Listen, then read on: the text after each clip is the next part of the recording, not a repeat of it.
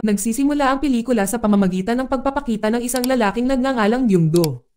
Isang middle-class na gangster na kasalukuyang nagtatrabaho para sa isang lokal na organisasyon ng mafia. Kahit na siya ay isang gangster, mahal na mahal niya ang kanyang ina at ang kanyang dalawang nakababatang kapatid. Sa loob ng gangster organization si Byung-do ay may ilang mga subordinate sa ilalim niya. Kabilang ang isang lalaking nagngangalang Jong-soo na kanyang pinagkakatiwalaan. Sa sandaling iyon ay dumaranas sila ng kahirapan sa pananalapi. Pagkatapos ng sunod-sunod na masamang negosyo ay nahihirapan pa nga silang matugunan ang kanilang pang-araw-araw na pangangailangan.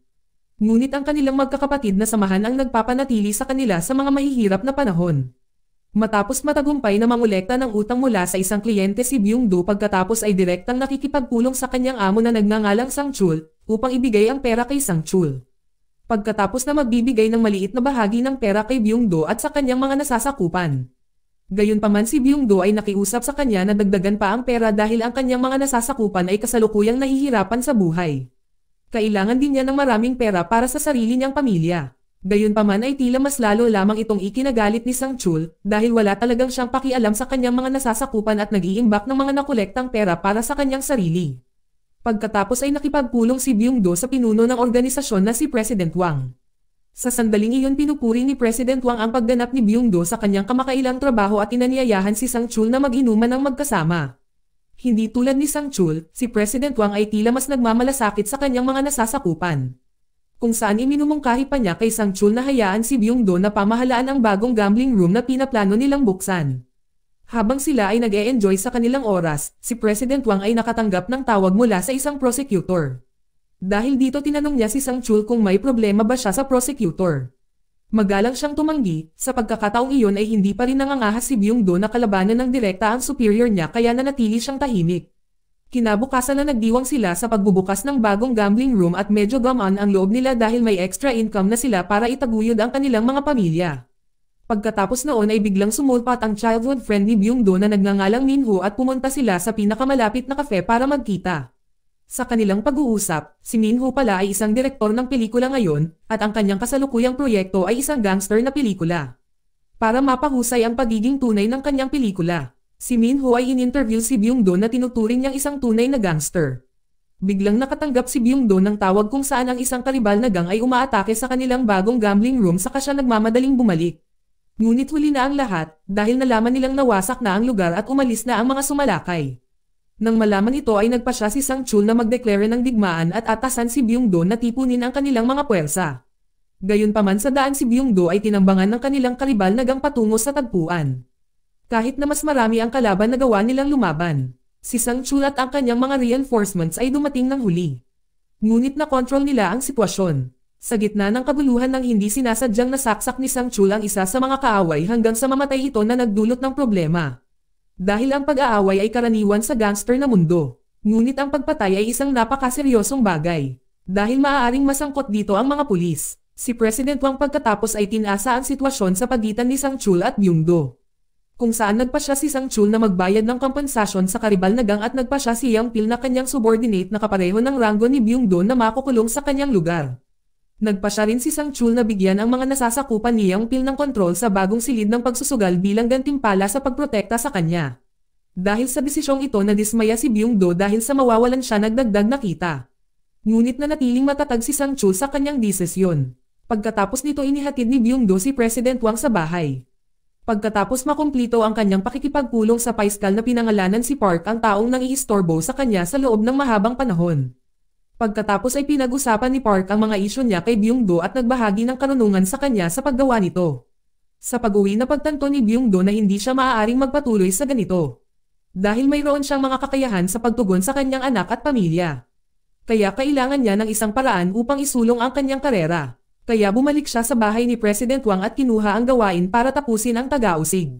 Si Byung-do, pagkatapos ay nakipagkita kay Jong-soo bilang kanyang pinagkakatiwalaang tao.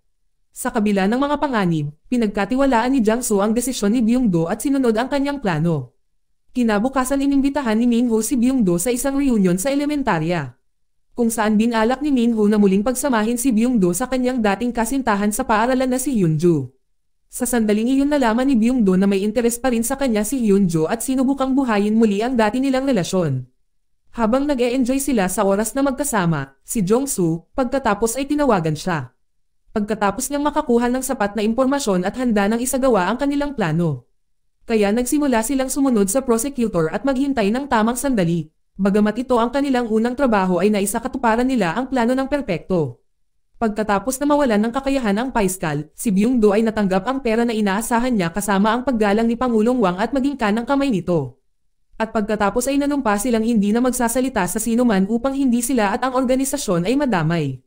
Sa kabilang banda ay nalaman ni Sang-chul ang tungkol sa pagpatay at nakaramdam ng pananakot sa pangingibabaw ni Byung-do sa kanyang awtoridad at kawalan ng atensyon sa organisasyon. Kaya tinawag siya ni Sang-chul upang magtanong tungkol sa bagay na iyon. Bilang pangako kay President Wang, sinabi niya kay Sang-chul na nagkunwaring walang alam sa pangyayari. Pabalik sa punong tanggapan si Byung-do pagkatapos ay nagsagawa ng isang party at nagsaya kasama ang kanyang mga nasasakupan. Dahil ang pera ay hindi na nila problema, ngunit dumating na ang isa pang mas malaking isyu. Kung saan alam ni Byung-do na maaaring susundan siya ni Sang-chul ngayon.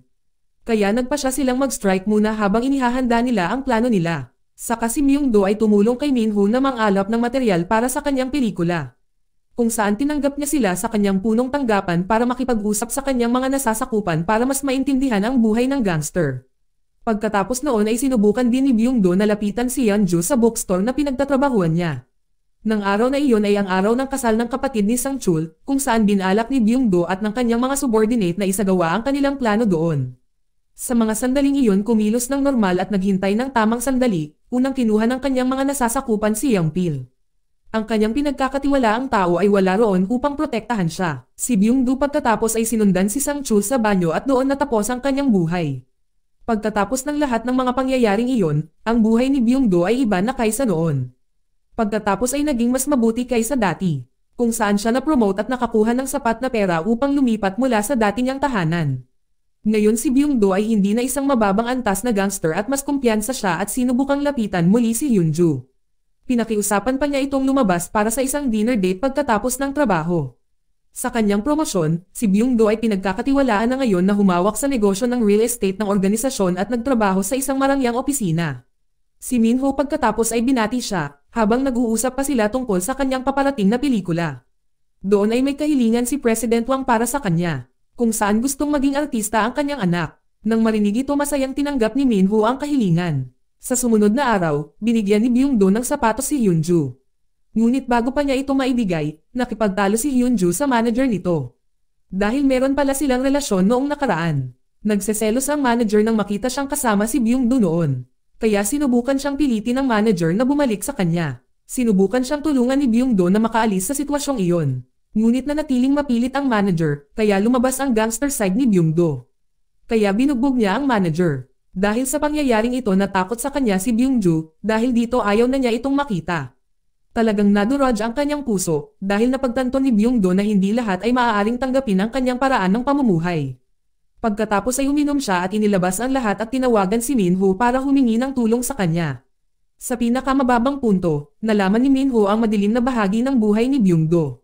Kabilang ang pag-atake niya sa prosecutor at kay Sang-chul. Pagkaraan ng mga araw inutusang si Byung-do ni President Wang ng mahalagang trabaho. Kung matutulungan niya siya pilitin ng ilang panginoong may lupa na ibenta sa kanya ang kanilang lupain. Bibigyan siya ni President Wang ng bahagi ng malaking tubo mula sa planong nagkakahalaga ng daan-daang bilyon. Kung saan ang lupa ay gagamitin sa pagtatayo ng mga mamahaling apartment. Si Byung-do sa wakas ay nagsimulang kumita ng maraming pera pagkatapos ng lahat ng mga sakripisyong iyon. Pagkatapos noon ay sinimulan ni Byung-do at ng kanyang nasasakupan na takutin ang lahat ng mga may-ari ng lupa. Hindi nagtagal si Byung-do ay dinala si Min-ho upang makilala si President Wang. Nasiyahan sila sa kanilang oras sa pag-uusap tungkol sa paparating na pelikula. Kung saan ang anak ni Presidente Wang ay magkakaroon ng isang role sa nasabing pelikula. Sa sumunod na araw, si Byung-do ay pumunta sa bahay ni Hyunju at natagpuan niya itong wala ng malay. Kaya agad niya itong dinala sa hospital para sa agarang paggamot. At inalagaan niya ito sa mga sumunod na araw. Sa kabilang banda nalaman ng kanilang karibal na gang-ang tungkol sa plano ni President Wang na bibili ng lupa. Pagkatapos ay sinubukang harapin sila Byung-do ngunit sa halip ay isang laban ang naganap. Sa kabutihang palad nagawa niyang lumaban at matunten ang iba sa kanilang kalaban. Dahil dito si Byung-do ay matagumpay na nakuha ang lahat ng mga pag-aproba ng mga may-ari ng lupa para kay President Wang. Nakaramdam ng tuwa si Byung-do at pumunta sa lokasyon ng shooting ng pelikula upang tingnan ang pelikula ng kanyang kaibigan. Pagkatapos ay ipinakita niya sa mga aktor kung paano lumaban tulad ng mga tunay na gangster. At binigyang inspirasyon si Min-ho na nangako na gagawa ng isang pelikula na may tunay na espiritu ng gangster. Sa gabi sinubukan ni Byung-do ang kanyang kapalaran muli at nagdala ng isang palumpon ng mga bulaklak para kay Hyunju. Nang makita ito si Hyunju ay nagsimulang makita ang kabutihan ni Byung-do sa kabila ng pagiging isang gangster. Pagkatapos ay nag-date sila at nag-enjoy sa kanilang oras na magkasama. Habang si Byung-do ay sinamahan siya sa kanyang bahay, hindi niya napigilan na halikan siya. Ang tanging hadlang lang sa pagitan ng kanilang relasyon ay ang pagiging gangster ni Byung-do. Ngunit nangako siyang iiwan ang lahat ng iyon para lang makasama si Hyunju. Maya-maya ay ipinalabas ang pelikula ni Min-ho. Sa premiere, si President Wang ay bumati at nagpasalamat sa pagpili sa kanyang anak na sumali sa pelikula. Sa parehong oras, si Byung-do ay naghahapunan kasama ang kanyang pamilya at si Hyunju.